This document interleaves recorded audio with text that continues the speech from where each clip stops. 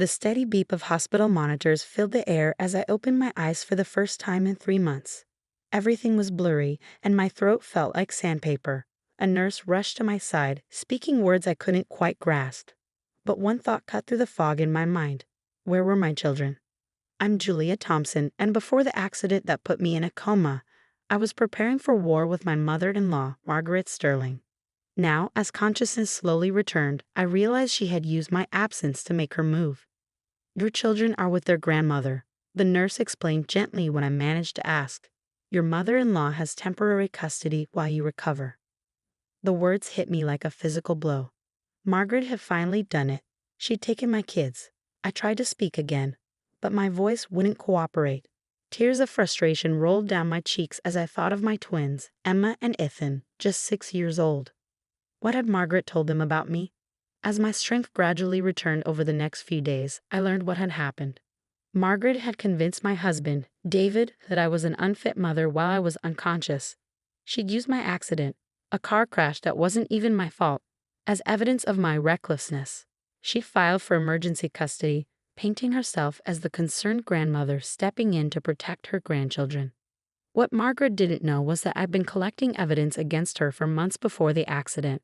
Every manipulative text, every threatening voicemail, every incident of her undermining my parenting, I had documented it all. I'd known she was planning something. I just hadn't expected her to strike while I was literally fighting for my life. The physical therapy was grueling, but my determination to reclaim my children pushed me through the pain. Every time I wanted to give up, I thought of Emma and Ethan in Margaret's house, being turned against me day by day. David visited occasionally, looking uncomfortable and guilty. He'd always been weak when it came to his mother, unable to stand up to her controlling nature. Now he was caught between us, and true to form, he'd chosen the path of least resistance. The kids are doing well, he said during one visit, not meeting my eyes. Mother has them enrolled in private school now. She thinks it's better for them.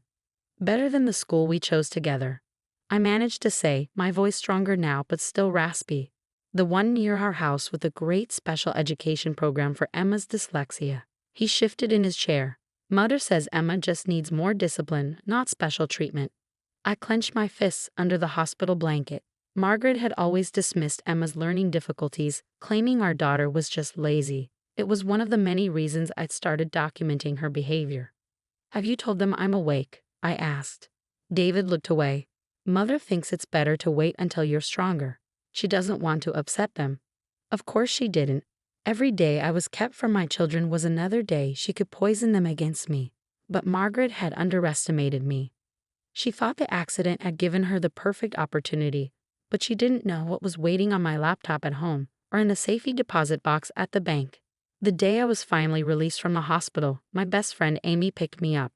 She'd been keeping tabs on Margaret for me, gathering new evidence to add to my existing file. She's gotten worse, Amy told me as we drove to her house. I'd be staying with her while I continued my recovery.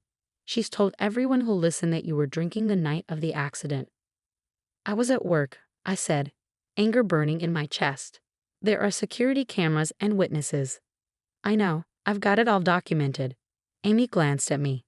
She's also been posting things on social media about how the kids are finally getting the stable home they deserve. I saved screenshots.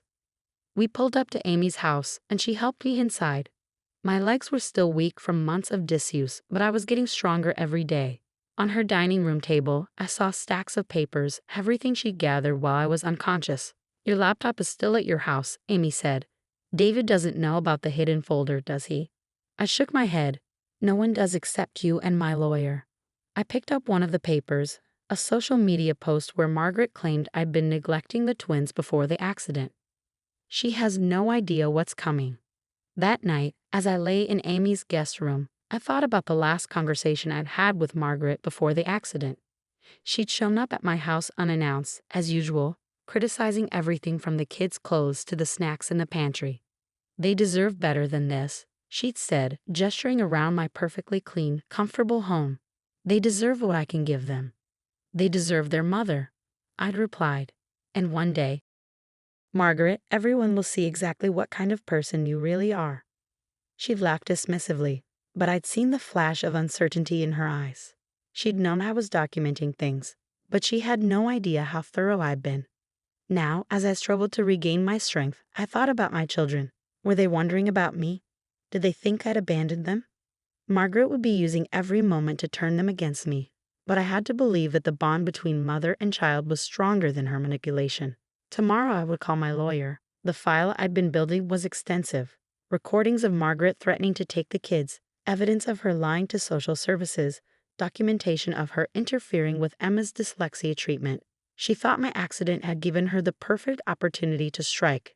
Instead, it had given me the perfect opportunity to expose her true nature. Margaret Sterling was about to learn that you should never underestimate a mother's love or her capacity for strategic thinking.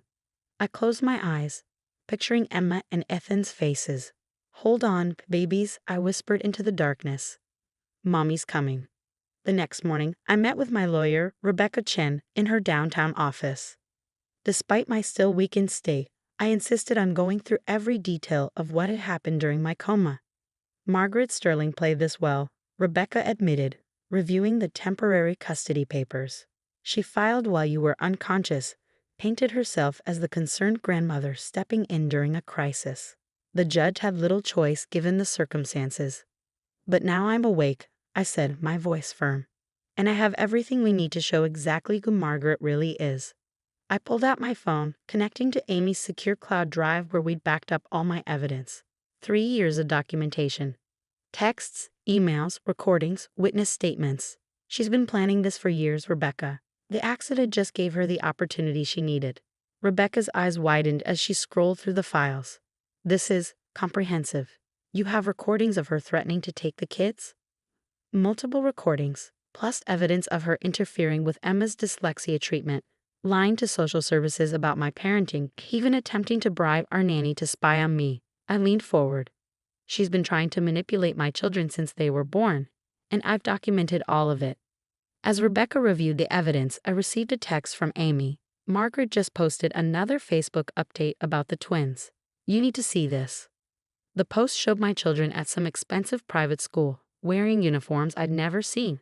Margaret's caption read, "So grateful these precious angels are finally getting the education and stability they deserve. Sometimes God works in mysterious ways to ensure children end up where they belong." My hands shook with anger as I showed Rebecca the post. She's using my accident, an accident that nearly killed me, to justify stealing my children. "This works in our favor," Rebecca said, taking screenshots. "She's creating a public record of parental alienation. But Julia, I need to warn you, this won't be easy. Margaret has resources, connections, she'll fight dirty." "So will I replied. "But unlike her, I have the truth on my side." That afternoon, I had my first physical therapy session since leaving the hospital. As I struggled through the exercises, my therapist, Maria, told me something interesting.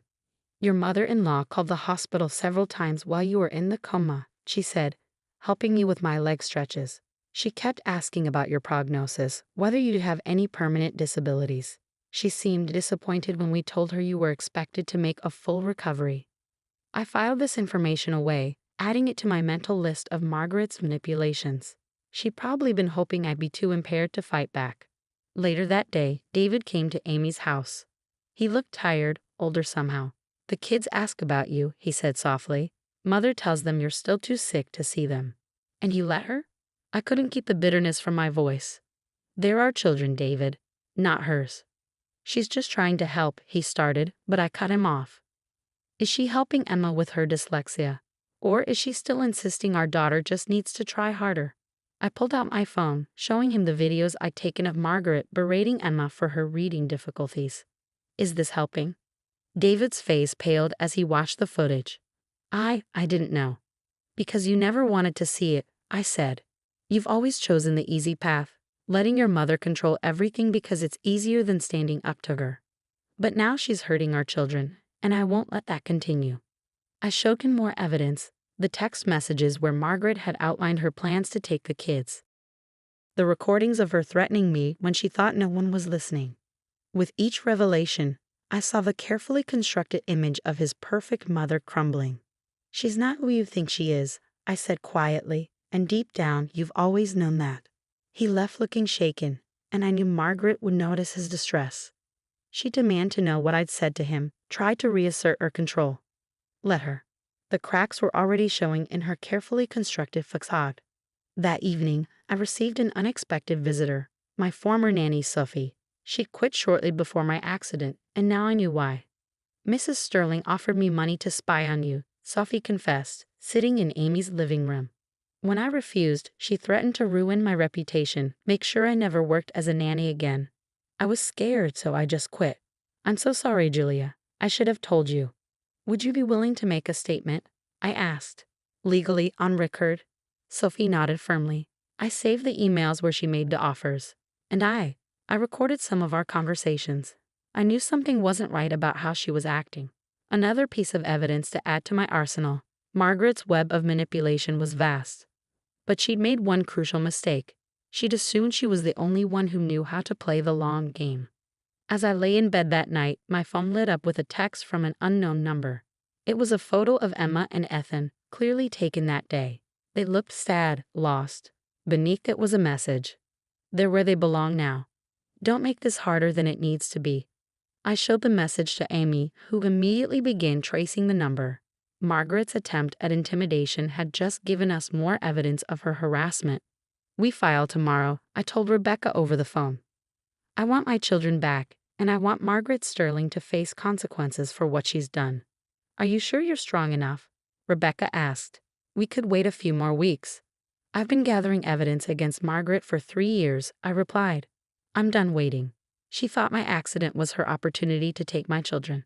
Instead, it's going to be her undoing. I ended the call and looked at the photo of my twins again. Hold on just a little longer, I whispered. Mommy's coming for you, and this time, no one will ever take you away from me again. The next morning would mark the beginning of my counterattack. Margaret Sterling was about to learn that she'd made the biggest mistake of her life when she decided to target my children. Because while she'd been playing at being the perfect grandmother, I'd been building a case that would expose her for exactly what she was, a manipulative, controlling woman who'd finally gone too far. And I was going to make sure everyone knew it.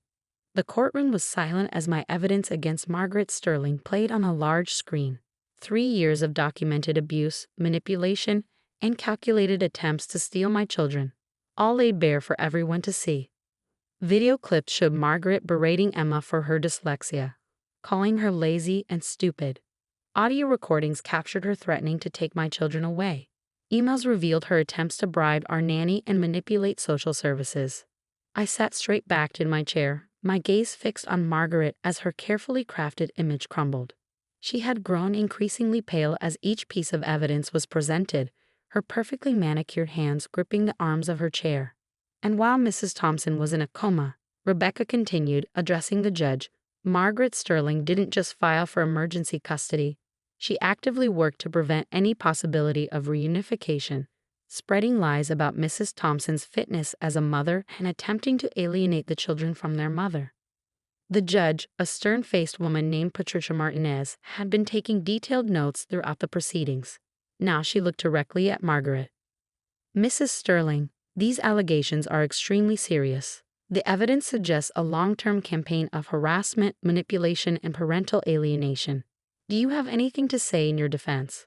Margaret's lawyer leaned over to whisper something, but she brushed him off, standing up with the entitled confidence of someone who'd never faced real consequences. Everything I did was for my grandchildren, she declared. Their mother was clearly incapable of providing the life they deserved. The accident proved that. I simply stepped in to give them stability and proper guidance. Proper guidance? I couldn't help but speak up. Like telling Emma her dyslexia is fake. Like canceling her therapy appointments because you think she just needs discipline. Like telling my children their mother abandoned them while I was fighting for my life in a coma. Order. Judge Martinez called, though her expression had hardened at my words. The next few hours were a parade of witnesses. Sophie, the nanny, testifying about Margaret's attempted bribery. My physical therapist describing Margaret's disappointment when I showed signs of recovery. Even David, who finally found his backbone and spoke about his mother's long history of manipulation. By the time the judge called a recess, Margaret's composure had completely cracked. I caught her furiously texting on her phone, probably trying to rally her society friends for support. but no amount of social connection could erase the evidence I'd gathered. When court resumed, Judge Martinez didn't waste time. "The evidence in this case is overwhelming," she began. "Margaret Sterling, you have engaged in a systematic campaign of parental alienation and manipulation. Your actions during Mrs. Thompson's medical crisis were particularly egregious. Not only did you take advantage of her incapacitation to gain custody of her children, but you actively worked to prevent their reunion once she recovered." Margaret started to protest, but the judge held up her hand. "I am immediately vacating the temporary custody order. The children are to be returned to their mother's care within 24 hours. Furthermore, I am issuing a restraining order preventing you from having any contact with Mrs. Thompson or her children without court approval and supervision." The victory was complete, but I felt no joy, only relief and determination. Now came the hard part: helping my children heal from the damage Margaret had caused. When I arrived at Margaret's house with the police and social services to collect Emma and Ethan, I could hear her raging inside, declaring that she'd appeal, that she'd never stop fighting for her children. But then the door opened, and none of that mattered anymore. My babies were there, looking uncertain and confused until they saw me. "Mommy," Emma whispered, her voice small and unsure. I knelt down, opening my arms. "Yes, sweetheart, Mommy's here, and I'm never leaving you again." They ran to me, and as I held them close, I could feel Margaret's poisonous influence beginning to fade. We had a long road ahead: therapy for the twins, rebuilding trust, healing as a family, but we would do it together. David, who had watched the reunion from a distance, finally approached. "I'm sorry," he said quietly. "I should have seen what she was doing. Should have stopped her years ago." I nodded, not ready to forgive him completely but acknowledging his part in helping expose Margaret's true nature. "The kids will need you to be strong now. No more letting your mother control everything." "She won't," he promised. "I've already told her I'm cutting contact until she gets professional help. The kids come first now." As we drove home, really home, to the house Margaret had deemed unsuitable, but that held all our happy memories, I thought about everything that had led to this moment. Margaret had spent years weaving her web of manipulation, thinking she was untouchable. She never imagined that every step of the way I was building my case. "Are we really staying with you now?" Ethan asked from the backseat. "Grandmother said you didn't want us anymore." "Grandmother lied," I said firmly. "I will always want you. You're my children, and nothing will ever change that." Later that night, after the twins were asleep in their own beds for the first time in months, I received one final text from Margaret. "This isn't over." I smiled, taking a screenshot to add to my ever-growing file of evidence. "Yes, Margaret," I whispered to myself, "it is." Because while she had spent years playing the role of the perfect grandmother, I had been gathering proof of the monster beneath the mask. She thought my accident was her opportunity to steal my children. Instead, it had given me the chance to expose her true nature to the world. Margaret Sterling had finally learned the most important lesson of all: never underestimate a mother's love or her capacity for justice.